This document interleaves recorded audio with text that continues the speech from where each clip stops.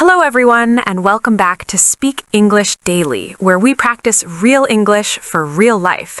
I'm Anna. And I'm Mike. Hello to all our listeners around the world. We're really happy you're here with us today. It's good to see you, Mike. You look awake today. I feel awake. I slept well and I had a big breakfast. That always helps. A good breakfast can change everything. It really can. How are you today, Anna? I'm doing well, thank you. And I'm a little excited, but also serious about our topic today. Serious? Uh-oh. Is it something fun like food or travel? Not exactly fun, but very important. This is real-life English. Real-life English. I like that. That usually means useful English. Yes, English you may need when something unexpected happens. Okay, now I'm curious. Today, we're going to talk about how to talk to the police in an emergency. The police. That is a serious topic. It is, but we want to make it simple and clear. No difficult grammar, no long sentences. That's good, because when people are nervous, they don't think about grammar. Exactly. They just want help.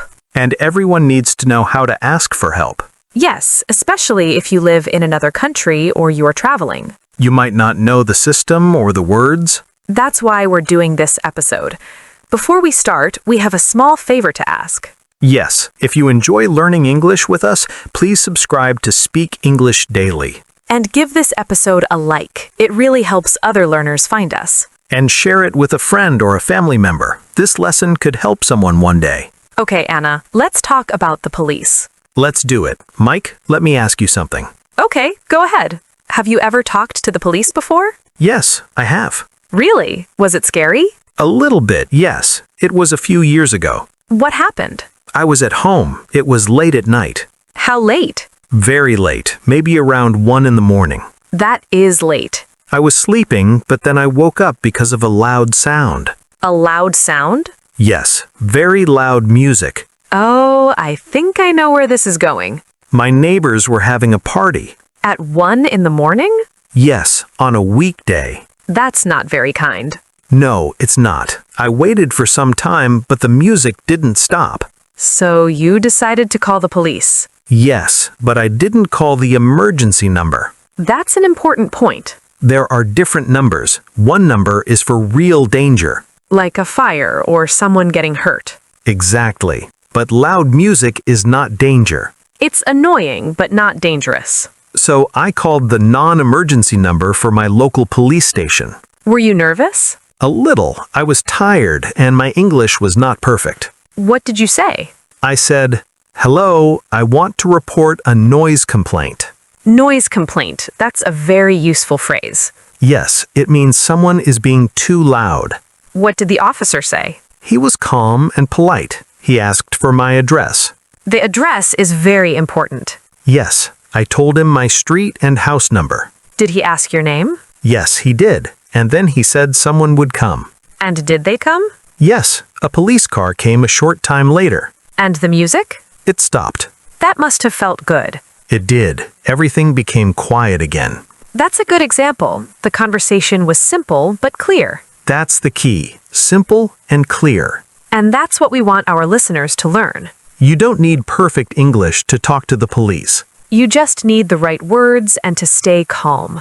And we're going to practice those words today. Yes, we'll look at different situations and simple phrases. So, if you ever need help, you'll feel more ready. And more confident. That's the goal. Okay, let's keep going and look at another situation next. Now, let me share a story of my own, Mike. This one is different from yours. Okay, I'm listening. This happened when I was traveling. Traveling always sounds exciting, but sometimes things go wrong. Exactly. I was visiting a big city in another country. Were you alone? No, I was with my cousin. That's good. What happened? We were walking around during the day. Everything felt normal and safe. That's usually when people relax. Yes, we stopped near a small cafe and sat outside. Nice. Coffee break. Yes, I put my backpack on the ground right next to my chair. Uh-oh. We were talking, drinking coffee, and laughing. And then? When I reached down for my bag, it was gone. Gone? Completely gone. Someone took it? Yes, someone stole it without me noticing. That's a horrible feeling. It really is. I felt shocked at first. What was inside the bag? My wallet, my phone charger, and my passport. Your passport? That's serious. Very serious. I knew I needed help right away. What did you do? We looked around, but the bag was nowhere. So you went to the police. Yes, we saw a police officer near the street. Were you nervous to talk to him? A little, but I knew I had to be clear. What did you say? I said, "Excuse me, officer, my bag was stolen." That sentence is very clear. Yes, simple words but strong meaning. How did the officer react? He listened carefully and asked questions. What kind of questions? First, he asked where it happened. Location is important. Yes, then he asked what the bag looked like. That's the description. Exactly. I said it was a black backpack. Good. Color matters. He also asked what was inside. That can be hard to remember. It can, but I tried my best. What did you tell him? I said my passport, wallet, charger, and a small notebook. The officer wrote everything down, right? Yes, he took notes and then gave me a paper. A report? Yes, a police report with a number. That number is very important. It is. I needed it to contact my embassy. Without that report, it's much harder. Exactly. The police officer explained everything calmly. That helps people feel safer. Yes, I realized the police are there to help. And you don't need perfect English. No, I made small mistakes, but he understood me. That's an important lesson for learners, Communication is more important than grammar. especially in stressful situations, Yes, just say what happened and where. and answer the questions slowly. That's right. This is a very real example, And it can happen to anyone. which is why learning these words matters. Exactly. Now, Mike, many learners tell me they are afraid to talk to the police. Yes, I hear that too. They think their English is not good enough. Or they worry about making mistakes. But in an emergency, mistakes are okay. Yes, the police don't care about grammar. They care about information. What happened, where it happened, who was involved. Exactly. Short answers are fine. For example, if there is an accident, A car accident. you don't need a long sentence. You can just say, "There is a car accident. 2 cars, people are hurt. Please send help." And then the location. The location is very important. Main Street, near the bank, next to the park. Simple words are enough. Another thing is staying calm. Yes, that can be hard. But taking a breath helps. And speaking slowly. The dispatcher may ask you to repeat. That's normal.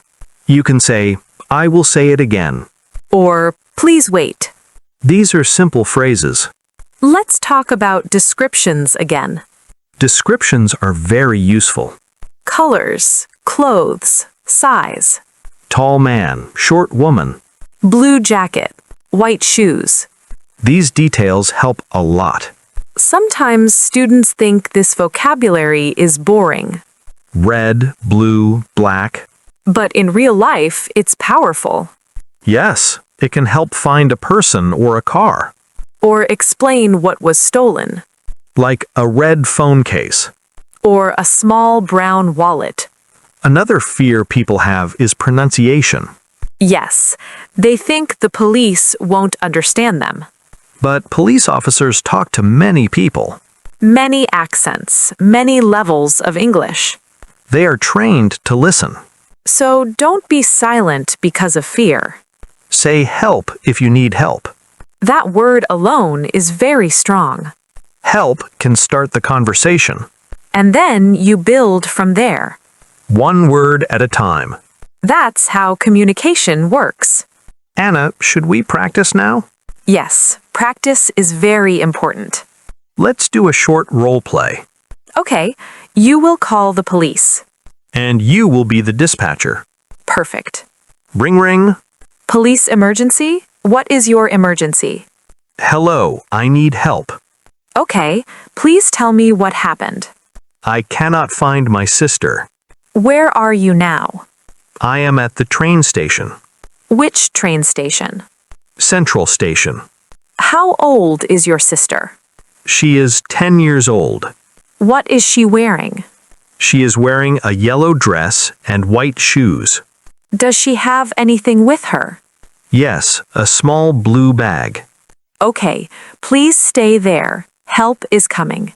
That felt stressful. But you did very well. The questions were clear. And your answers were clear. That's how these calls usually go. Question and answer.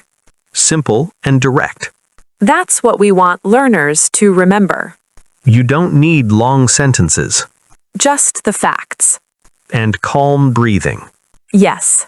Now, Mike, let's talk about another situation people worry about. You mean when the police stop you? Yes. For example, when you are driving. That makes many people nervous. It does, especially in a new country. You see the lights behind you. Blue lights in the mirror. Your heart starts beating fast. But there are some simple things to remember. First, stay calm. Yes, and pull over safely. Turn off the engine. And keep your hands where the officer can see them. Usually on the steering wheel. Do not get out of the car. Not unless the officer asks you to. The officer will come to the window. And usually they will ask for two things. License and registration. Those are common words. License is your driving license. Registration is the car paper. You can say, "Here you are." Simple and polite. The officer may ask, "Do you know why I stopped you?" That can be a hard question. Yes, many people don't know what to say. If you are not sure, you can say, "No, officer." Or, "I am not sure." If you were driving too fast, Speeding. you can say, "I'm sorry." Being polite is very important. Polite words help keep the situation calm. Say officer, sir, or ma'am. Never shout. Never argue on the street. Stay respectful. If you don't understand, you can say, "Please speak slowly." Or, "I don't understand." That is okay to say. It's better than guessing. The police want clear communication. Not perfect English. Exactly. Anna, what about if someone loses something? Like a wallet? Yes. If you lose it at home, that's not a police issue. Under the sofa is not an emergency. But if you lose it outside, Or someone steals it. then you can talk to the police. And if you find something, Like a wallet or a phone. you should take it to the police station. That is the honest thing to do. You can say, "I found this." I want to turn it in. Turn it in means give it to the police. That phrase is very useful. The officer will thank you. And they will contact the owner. That can make someone very happy. Yes, losing a wallet is very stressful. Getting it back feels amazing. These are small actions, but important. They build trust. And they keep people safe. That's what this lesson is about. Staying safe with simple English. And feeling confident in real situations. Mike, I think this is a good moment to practice again. Yes, practice helps people feel ready. Let's do another role play. Okay, what is the situation? This time, you will be the dispatcher again. And you will call me. Yes. All right, I'm ready. Ring ring. Police emergency. What is your emergency? Hello, please help me. Okay, tell me what happened. There is a car accident. Are people hurt? Yes, one person is hurt. Where are you right now? I am on Oak Street, Near anything. near the gas station. Good. Please stay there. Okay, Help is coming. that was very short. And that's perfect. I didn't explain everything. You don't need to. Just the main information. What happened, where you are, if someone is hurt. That's enough. The dispatcher will ask more questions if needed. Yes. Another thing people worry about is panic. Panic makes speaking harder. But slow words are okay. You can pause. You can repeat. You can say, "Please wait." Or please help. The dispatcher will guide you. That's their job. Exactly. Anna, what about calling the police in another country? That's a very good question. The number is not always the same. No, it changes by country. People often only know one number. But when you travel, you should learn the local one. You can ask at your hotel. Or check online. Save it in your phone. Or write it on paper. That way you don't panic later. Preparation helps. It really does. Also, when you call, speak clearly. Say where you are first. That helps a lot. Even if the call ends. They know where to send help. That's very important.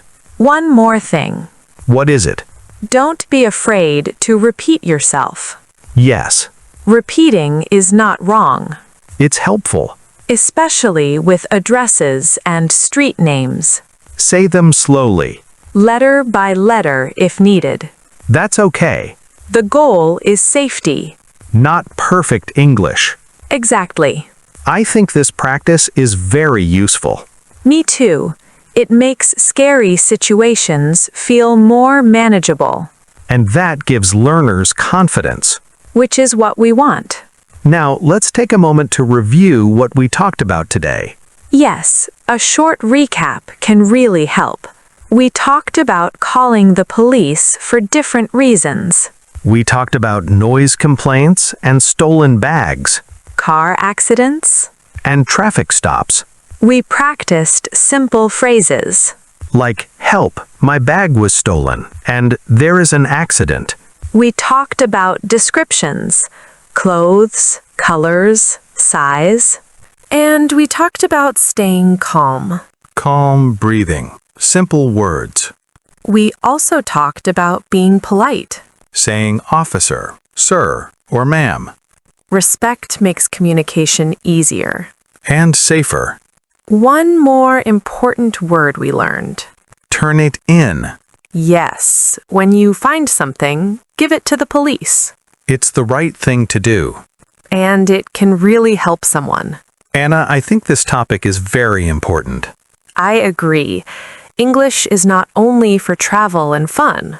It's also for safety, Knowing these words can make a big difference. especially in stressful moments. To our listeners, we hope this episode helped you. Made you feel more confident. We have a question for you. Yes, we'd love to hear from you. Have you ever talked to the police in English? Or do you know the emergency number in your country? You can share it in the comments. Your answer might help another learner. And if you found this episode useful, Please subscribe to Speak English Daily. and share this episode with someone you care about. It could help them one day. Thank you so much for listening. Stay safe. And keep practicing your English. See you next time. Goodbye. Bye-bye.